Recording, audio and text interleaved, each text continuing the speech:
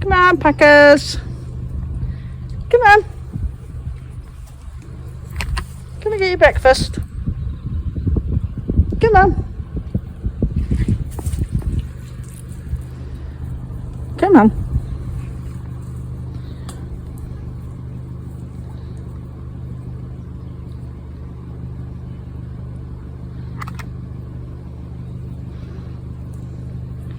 Here they come. And since I've been giving them hay and adding sugar beet to their feed, Cara's standing there having a scratch, blocking the way. And they've moved on to, there's nothing in the bucket, odd job. He always likes to check the bucket. There you go. Check the bucket. Nothing in there. Empty. It's in your trough. Nothing in there. No. Moved them into another paddock which has got longer grass. They're not as hungry. Are you? Hey? Right, let me get everybody else fed. There's more to it than just you, you know. Right, this is where been getting logging done this week. Well, I haven't, but my little helper has. Another ash tree that has succumbed to ash dieback.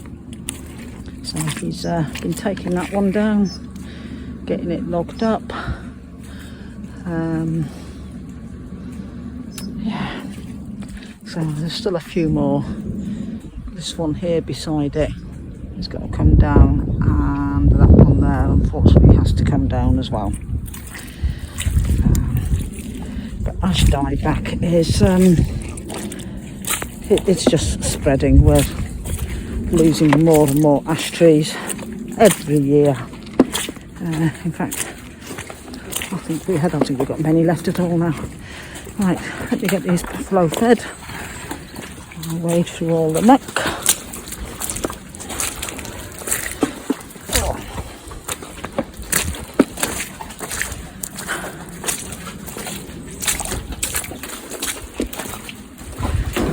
Waiting patiently for their breakfast. Aren't you? Yeah. Right, let me get these fed. Right, here's the piggy wiggies. They've done a grand job of clearing. They've had all of this area to clear. Their little house is in the corner there. These are the two pigs that I found in the forest that time, so they've grown a fair bit. Still very friendly. And so far they've cleared all of that up there. And now we want to start moving them along to clear the bracken. It is better off if I show you from the top here.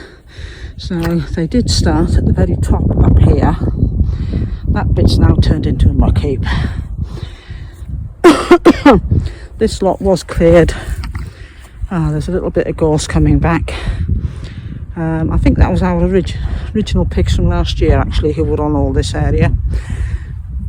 But the grass is coming up. These ones, I think we started just at that last gorse line.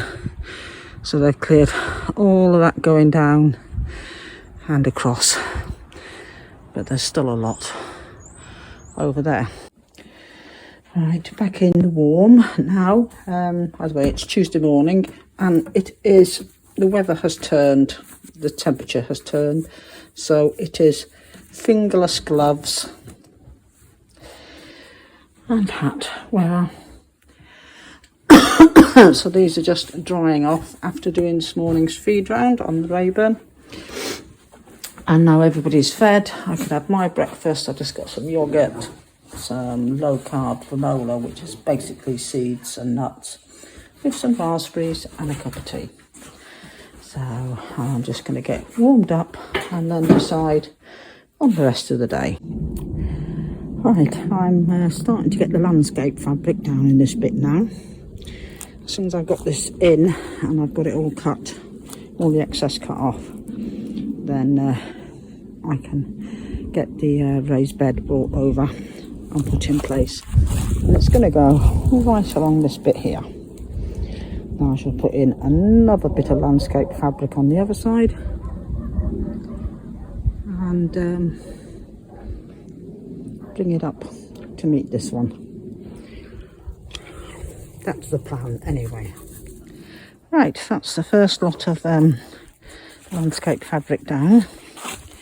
I've taken it up the sides and I'm stapling it to the sides of the bed, and I brought the raised bed over, so that's in place. The bit in between these beds, I'm going to lay down another piece of landscape fabric to come up the sides as well. I should probably get that done, if not tomorrow, then the day after.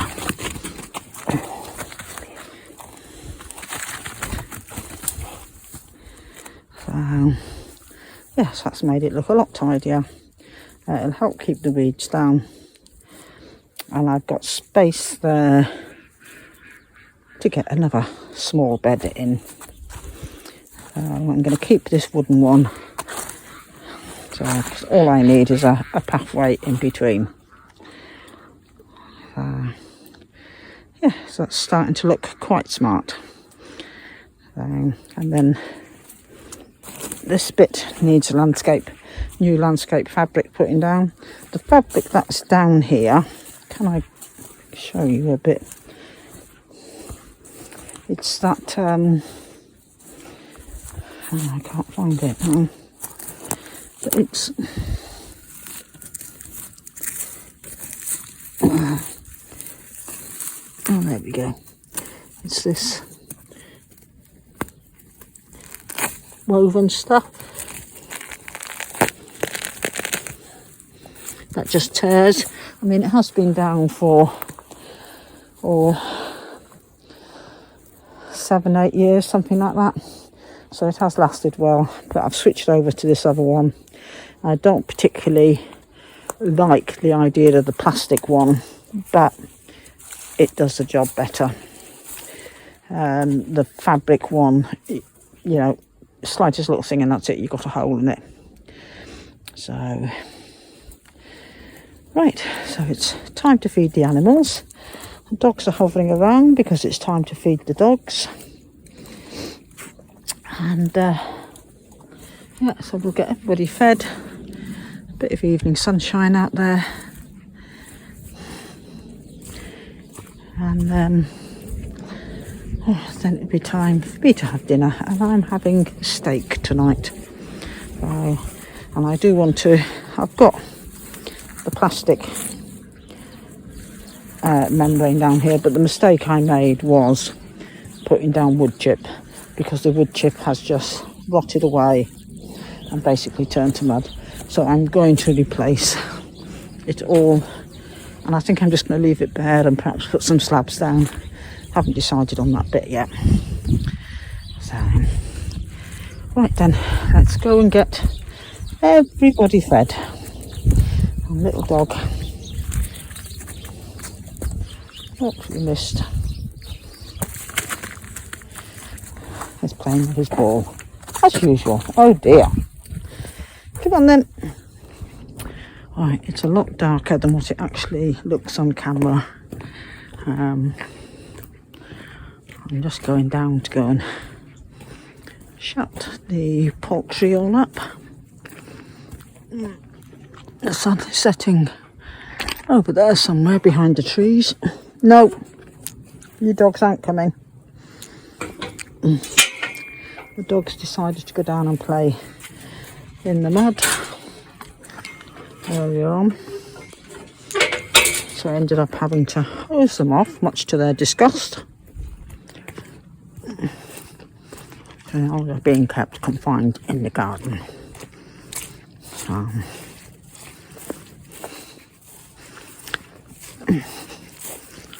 Right.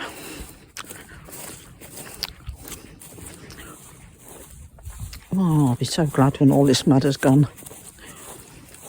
Even if it freezes, I don't care. Right, let me go and get everybody shut who needs shutting.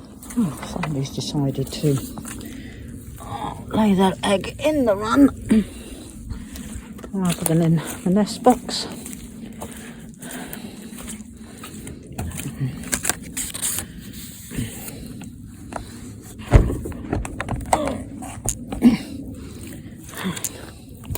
Chicken's number 1 shut.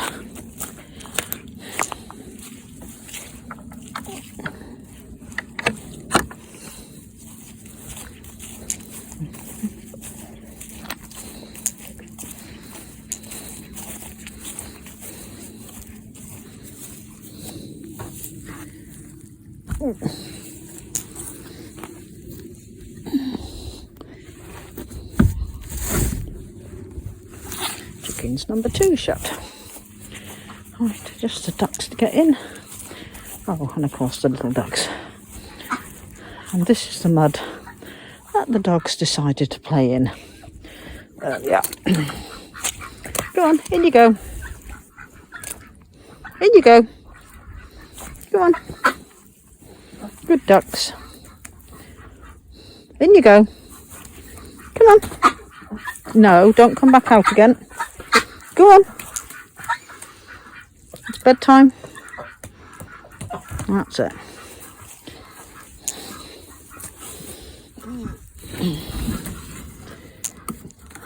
Right. Let me just go up and do the little pets. Right, that's everybody shut. Oh, I'm so glad I got this bit done today. Another little job ticked off my list. Right. I'm going to head back to the house.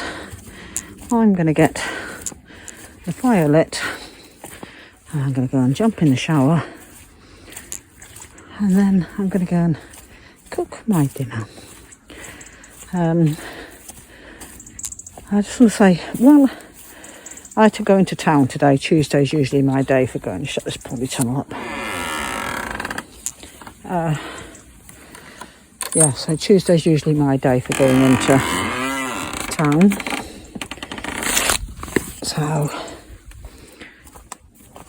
I did nip in, and I took my iPad with me because I wanted to go to the Apple shop because my iPad is not holding any charge in the battery.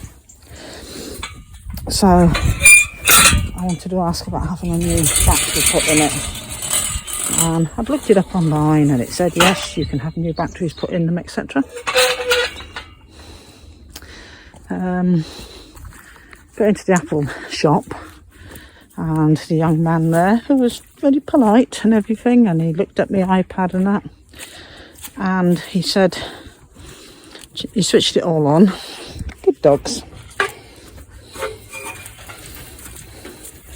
And he said, you can't have a replacement battery put in until the iPad comes up with a notification to say new battery needed. And my iPad wasn't coming up with that. I've had it for about 5 years. So he wouldn't change the battery on it. Well, I thought, well, this is a bit strange, isn't it? You know, surely you can change the batteries on them. By the way, this is the new bits of furniture for the boot room. Look, mud on it, and all the muddy clothes. So trying to do anything just to reduce the mud coming into the house is becoming a bit of a nightmare. Come on in. There's the little dog. He's there as well. Yeah. So anyway, I'll tell you more about my iPad after I've had my shower. Right, well, I'm just cooking my dinner. This is just mushrooms and a potato squash and garlic butter. That's all that's being fried in. Anyway, while that's cooking, the iPad Saga, yeah, like I said, the man in the shop said they weren't allowed to replace the batteries unless I got this notification on the iPad. He checked my iPad over, etc., and said, no, he suggested perhaps I ought to just run an update on it. Yeah, right. It's not like it's only just happened. This has been ongoing now for a few months. So this afternoon I was thinking it over, and then I thought I'm going to ring another Apple store and see what they say. So I phoned one in Cardiff, which is 2 hours away, and explained the situation to them, and they said, yes, of course you can change your battery. Even though your iPad is out of warranty, you would have to pay for it.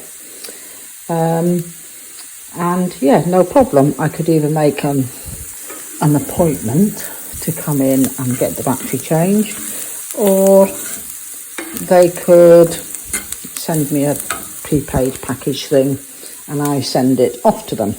I'm not keen on sending it off. But of course, to get there, that's a 2 hour journey there, a 2 hour journey home. I'd be looking at a day.